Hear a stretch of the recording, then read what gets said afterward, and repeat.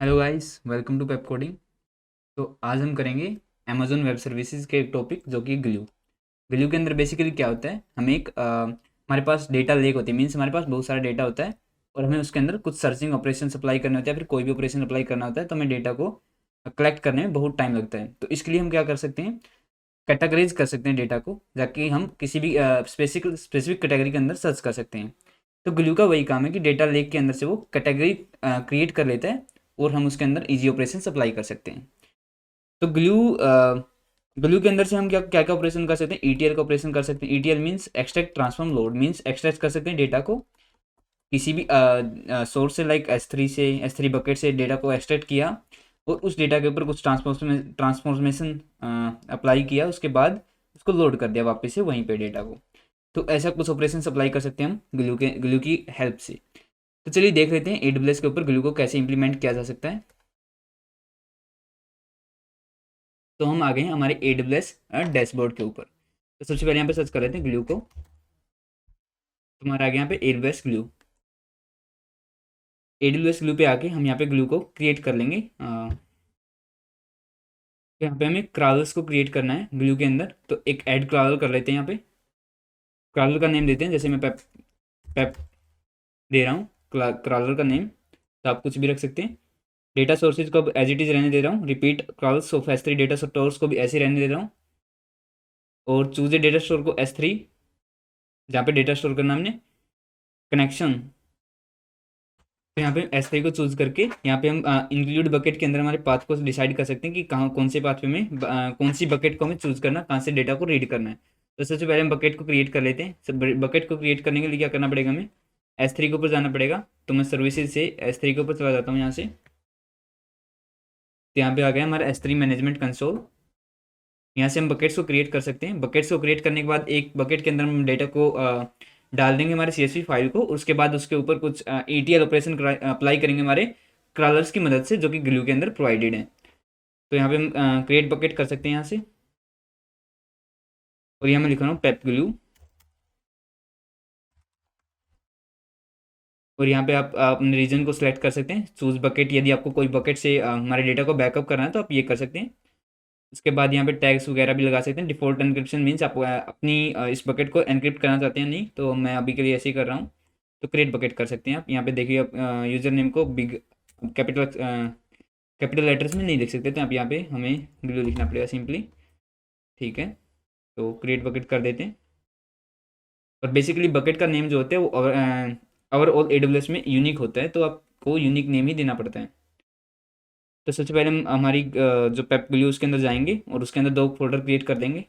एक ही folder create कर देते ताकि हमें ज़्यादा प्रॉब्लम ना आए बाद के अंदर बाद में। सो यहाँ पे आके हम करेंगे क्रिएट एक फोल्डर को, क्रिएट फोल्डर जिसका नाम रख देंगे रीड, मीन्स जहाँ से रीड करना डेटा को। और also we are also going to write it in this folder, so I will also write it right. तो रीड और write in both operation will be performed in this folder, so it is read and write folder. Okay, slash का use नहीं कर सकते हैं, तो यहाँ पे मैं रीड को फोल्डर ही रख देते हैं। इसको मैं माई फोल्डर कर देता हूँ।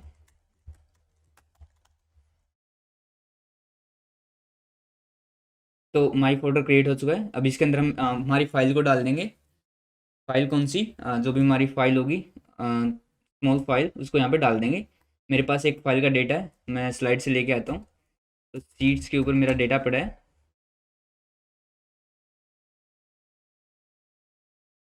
यहाँ से हम हमारे डेटा को CSV फाइल में डाउनलोड कर लेंगे और वहाँ पे अपलोड कर देंगे। तो मैं आपको डेटा दिखा देता हूँ किस टाइप का डेटा है।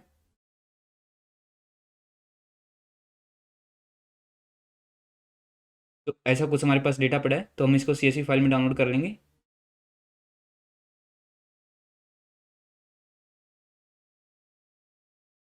तो यहाँ से हम इसको CSV फाइल में डाउनलोड कर सकते हैं।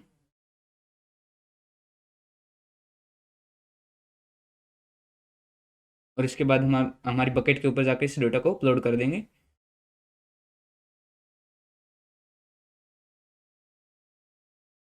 ऐड फाइल करिएगा और हमारी इस जो फाइल हमने डाउनलोड की है उसको चूज कर लेंगे और इसको अपलोड कर देंगे। ओके गाइस, सो ये हमारी फाइल अपलोड हो चुकी है। अब हम करेंगे क्या, हम वापस जाएंगे हमारे AWS ग्लू कंसोल के ऊपर और वापस से वहाँ पे जाके बकेट को चूज़ कर देंगे। मीन्स जहाँ से हमें जो हमारी डेस्टिनेशन होगी उस फोल्डर को देना है, यानी इंक्लूड पाथ को देना है, तो इंक्लूड पाथ के अंदर हमें अ, हमारी बकेट को दे देंगे जो कि हमने बनाई थी पेप ग्लू के नाम से। पेप ग्लू के अंदर हमारे रीड को, माई फोल्डर को दे देते हैं जहाँ से इसको रीड करना है। ठीक है, तो यहाँ से हमने माई फोल्डर को दे दिया और इसको नेक्स्ट कर दिया। ऐड अनदर डेटा सोर्स को हम नो रहने देते हैं क्योंकि हमें कोई अनदर डेटा सोर्स तो हमें देना नहीं अभी। तो create an I am role, अगर आपको आपका आई एम रोल क्रिएटेड तो आप यहाँ से चूज़ कर सकते हैं, यानी choose an existing I am role. और आपके पास नहीं है तो यहाँ पे आप नाम दे सकते हैं, जैसे मैं पेप कोडिंग दे रहा हूँ। इससे क्या होगा, हमारा आई एम रोल क्रिएट हो जाएगा अपने आप बाई डिफ़ॉल्ट। यहाँ पे आप फ्रीक्वेंसी दे सकते हैं कि आपको कब कब इसकी कब कब इस क्रॉलर को रन करना है। तो मैं यहाँ पे रन ऑन डिमांड कर दे रहा हूँ क्योंकि हमें डिमांड पे ही रन करना है। आप हवाली दे सकते हैं, डेली दे सकते हैं, ट्यूसडे दे सकते हैं, वीकली भी दे सकते हैं और मंथ भी दे सकते हैं, अकॉर्डिंग टू यूर यूज़। तो हमने हमारे क्रॉलर को क्रिएट कर देंगे यहाँ से। और यहाँ पे ग्रुपिंग बिहेवियर ऑफ S3 भी डिफाइन कर सकते हैं आप। मीन्स यहाँ पे टेबल वगैरह भी डिफाइन कर सकते हैं, ऑप्शनल है बेसिकली। और यहाँ पे डेटाबेस को भी हमें ऐड करना पड़ेगा। डेटाबेस को क्यों ऐड करना पड़ेगा, क्योंकि डेटाबेस के अंदर से ही हमारी क्रिएट टेबल्स वगैरह क्रिएट होंगी। तो मैं पहले जाके डेटाबेस को क्रिएट कर देता हूँ।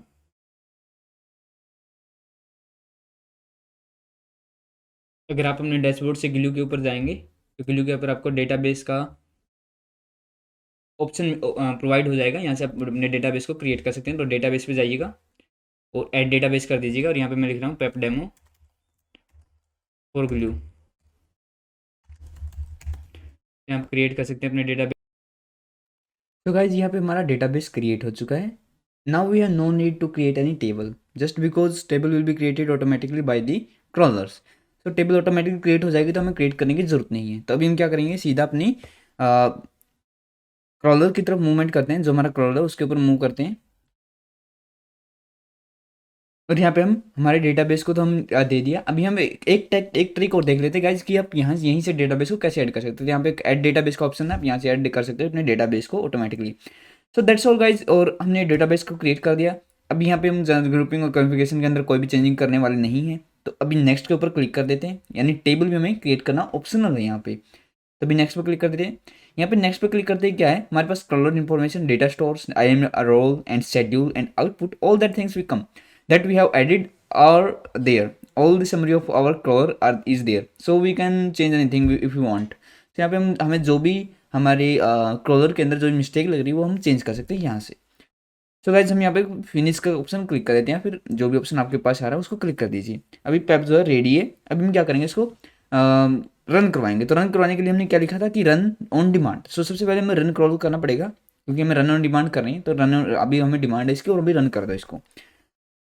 तभी हमारा जो क्रॉलर है वो इज़ रनिंग और यहाँ पे कुछ स्टेप्स पास होंगे 42 सेकंड्स के अंदर। तो देख लेते हैं, वेट कर लेते हैं। तो यहाँ पे हमारी जो हमारे क्रॉलर बना चुका है। अभी हम क्या करेंगे, हमारे सिंपली टेबल्स के ऊपर चेक कर सकते हैं यार हाँ हमारी माई फोल्डर टेबल क्रिएट हो चुकी है। माई फोल्डर के अंदर जाकर चेक कर लेते हैं कि हमारा स्कीमा क्या जनरेट हुआ है। तो टेबल्स के अंदर हम आ गए हैं, एक बार फिर चेक कर लेते हैं। ओके, तो बेसिकली हमारा जो स्कीमा क्रिएट हुआ, नेम हुआ है, एज हुआ है, सैलरी हुआ है, और जो नेम है वो स्ट्रिंग वैल्यू है, एज जो है वो बिग इंटीजर वैल्यू है, और सैलरी भी हमारी बिग इंटीजर वैल्यू है। तो कुछ ऐसा करके हमारा स्कीमा जनरेट हुआ है। तो बेसिकली हम इस स्कीमा का यूज़ करके क्या करेंगे, हमारे डेटा जो वैल्यूज है उनको स्टोर करेंगे। तो अब टेबल क्रिएशन के बाद हमें बेसिकली करना क्या है, अभी हमें जॉब को क्रिएट करना है। बेसिकली हम जॉब को जनरेट करेंगे ETL ऑपरेशन के लिए कि यार हमारा एक्सट्रैक्ट करो, ट्रांसफॉर्म करो और लोड कर दो। So that we have to do guys. So let's move towards the job section. So here is the jobs. So we have to click on this, and right now I am going to create a job. So I'm going to click on add job. After clicking on add job, आप add job के ऊपर click करने के बाद मेरे पास कुछ ऐसा fill आ जाएगा, फॉर्म आ जाएगा फिल करने के लिए। सबसे पहले मैं क्रिएट कर दूंगा, यहाँ पे नाम दे दूंगा जॉब का। तो मैं देने वाला हूँ पेप कोडिंग नाडोस। तो यहाँ पे मैं नाम दे दिया इस जॉब का, सिंपली पेप कोडिंग दे देते हैं। आई एम रोल को जनरेट कर देख लेते कि AWS, तो हमने आई एम रोल को भी प्रोवाइड कर दिया। इसके बाद हमने स्पार्क सेशन इसको कोई चेंजिंग नहीं की। This job runs A propose script generated by AWS glue. This means guys यहाँ पे क्या होगा, जो स्क्रिप्ट है वो ऑटोमेटिकली जनरेट हो जाएगी AWS ग्लू के द्वारा। मीन्स हमें कोई स्क्रिप्ट हमारे तरफ से प्रोवाइड नहीं करनी पड़ेगी। बाय डिफॉल्ट यहाँ पे एक स्क्रिप्ट रहेगी जो कि मैं आपके आगे आगे शो करने वाला हूँ। तो आप चाहें तो आप अपनी स्क्रिप्ट क्रिएट कर सकते हैं, but later on we can edit that. Okay, तो यहाँ पे script file name, web coding और स्क्रिप्ट कहाँ पे स्टोर होगी उसका इन्होंने अपने आप ही एड्रेस डिसाइड कर दिया कि रूट के अंदर स्टोर होगी। उसके बाद कुछ भी हम चेंजिंग नहीं करने वाले, सिक्योरिटी कैटालॉग। तो we are going to click on next. Okay, तो यहाँ पे नेक्स्ट के अंदर आप चेक कर सकते हैं कि यार कौन सा फोल्डर से हमें रीड करना है डेटा को। मीन्स यहाँ पे एक्सट्रैक्ट ऑपरेशन परफॉर्म होने वाला है। एक्सट्रैक्ट ऑपरेशन मीन्स कि यार हमें कौन से फोल्डर से हमें डेटा को रीड करना है। So basically I am selecting my folder. हमारी फाइल यहाँ पे है, माई फोल्डर के अंदर है, तो यहाँ से हम सेलेक्ट कर लेंगे नेक्स्ट। यहाँ पे हमें क्या करना है, अभी के लिए हमें क्या करना है, अभी के लिए हमें चेंज स्कीमा ही करना है, कोई भी ट्रांसफॉर्मिंग ऑपरेशन अप्लाई नहीं करने। आप बेसिकली ट्रांसफॉर्मिंग ऑपरेशन अप्लाई कर सकते हैं। ट्रांसफॉर्मिंग ऑपरेशन में क्या होगा, फिर मैं आपको ओपन वर्ड के ऊपर समझा देता हूँ कि ट्रांसफॉर्मिंग ऑपरेशन में आप क्या कर सकते हैं। ट्रांसफॉर्मिंग ऑपरेशन में आपको करना कुछ नहीं, बेसिकली अगर आपके पास कोई भी टेबल गिवन है, कोई भी टेबल गिवन है, अगर आपको उसके अंदर कोई कॉलम ऐड करना है या फिर आपको कोई चीज़ कैलकुलेट करनी है, लाइक हमारे पास टेबल है सैलरी की, तो यहाँ पे कुछ सैलरी गिवन है, कुछ पर्सन्स के नेम गिवन है, राइट।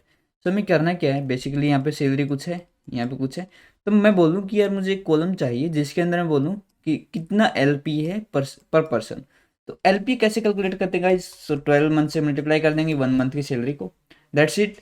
सो यहाँ पे हमारी कुछ एलपी आ जाए, कुछ हमारी वैल्यूज आ जाएंगी। अब हम इसको वापस से इसी डेटा फ्रेम में स्टोर करवा देंगे।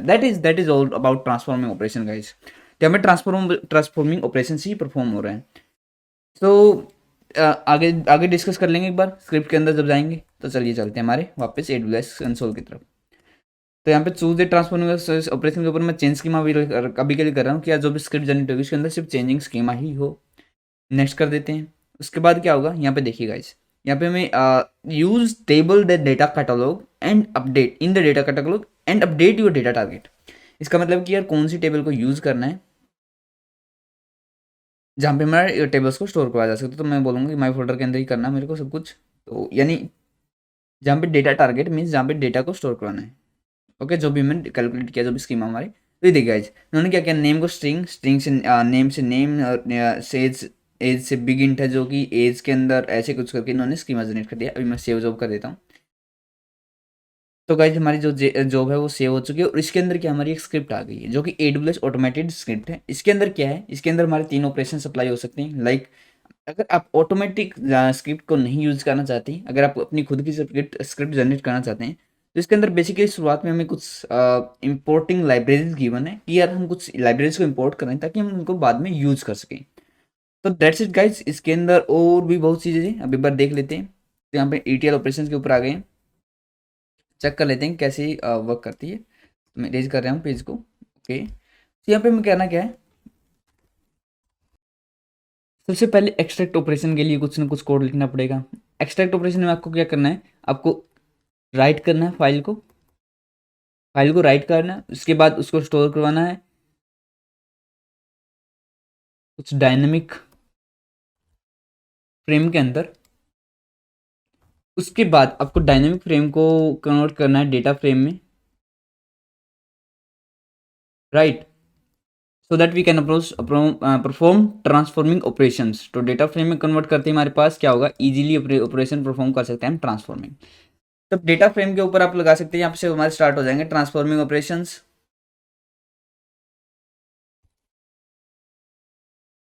तो डेटा फ्रेम के ऊपर आप लगा सकते हैं कि लाइक मुझे कॉलम को ऐड करना है या फिर मुझे कुछ वैल्यूज को ड्रॉप करना है, like any operation you want.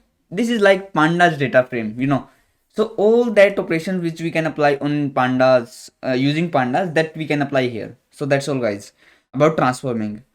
And then after transforming हमें डेटा को स्टोर भी करवाना है, हमें डेटा को कलेक्ट भी तो करना है जो हमने डेटा को ट्रांसफॉर्म किया है। तो उसके लिए क्या करेंगे हम, लोड ऑपरेशन।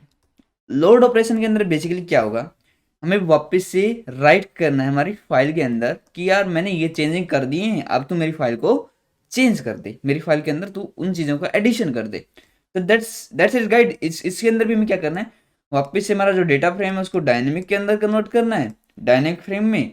और डायनेमिक फ्रेम में कन्वर्ट करने के बाद वापस हमें ग्लू कॉन्टेक्स्ट की मदद से उसको राइट कर देना है फाइल के अंदर। And when we are going to write we have to provide destination और समथिंग। सो वी आप उसको देख लीजिएगा एक बार, और ज़्यादा कुछ कॉम्प्लेक्स थिंग ये नहीं है। तो बेसिकली मैंने आपको बता दिया कि यार एक्सट्रैक्ट को ऐसे आपको कैसे राइट करना है, ट्रांसफॉर्मिंग को कैसे करना है और लोड को कैसे करना है। तो that's it about ETL guys. अभी देख लेते हैं कि यार इसके अंदर जो स्क्रिप्ट जनरेटिव वो कैसे हुई है। तो देखिए गाइज, कुछ इन्होंने लिया, इसके बाद इन्होंने कुछ स्कीमा स्कीमा चेंजिंग ऑपरेशन हैं, ये कुछ स्कीमा चेंजिंग ऑपरेशन यहाँ पे अप्लाई हुआ, कुछ यहाँ पे हुआ, कुछ यहाँ पे हुआ।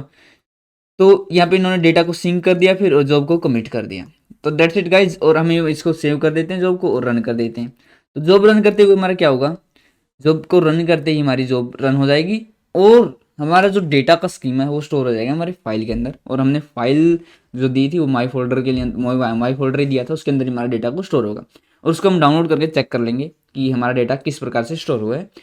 एंड गाइज ऑल्सो, अगर जब तक हमारी जॉब रन होती है हम डिस्कस कर रहे थे कि यार बिग डेटा इंजीनियर जो है उसका मेन पर्पज़ क्या होता है। तो मेन पर्पज़ उसका ETL जॉब से होता है। मैं बेसिकली मैंने इंटरव्यूज़ में आज किया जाता है ETL के बारे में। तो आप ETL को एक बार अच्छे से कर लेना, यार एक्सट्रैक्ट ट्रांसफॉर्मिंग लोड को कैसे परफॉर्म कर रहे हैं। या तो ETL ऑपरेशन ही कर रहे हैं यहाँ पे ग्लू के अंदर, आप अपने हिसाब से स्क्रिप्ट राइट करके भी चेक कर लेना एक बार। तो अपने रन कर देते जॉब को। जॉब रन होते ही हमारे क्या हो जाएगा, हमारा जो स्कीमा है वो फाइल के अंदर आ जाएगा, और चेक कर लेंगे एक बार फिर। तो वेट कर लेते गाइज। ओके, सो हमारी जॉब रन हो चुकी है। अभी हमें करना है क्या, बेसिकली हमें जाना है वापस से हमारे S3 बकेट के अंदर, हमारा जो भी फोल्डर था माई फोल्डर के अंदर, और उसके अंदर जाके हम चेक कर सकते हैं कि क्या हमारा स्कीमा जनरेट हुआ है।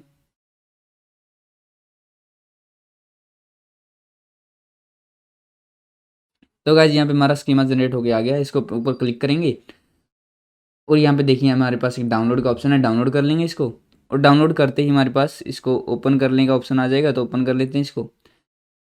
नोटपैड से ओपन कर लेते हैं, तो इसका इसका कुछ प्रकार इस प्रकार से हमारा फॉर्मेट आ जाएगा कि यार हमने डेटा को प्रोसेस कर लिया, यानी हमने एक्सट्रैक्ट भी किया, ट्रांसफॉर्म भी किया, और वापस से लोड भी कर दिया। अब ट्रांसफॉर्मिंग ऑपरेशन, अब actually anything you can apply. हमने सिंपली अभी तक तो सिंपल स्कीमा को चेंज किया है, आप अपने हिसाब से ट्रांसफॉर्मिंग ऑपरेशन अप्लाई करके वापस से CSV फाइल के अंदर स्टोर कर सकते हैं।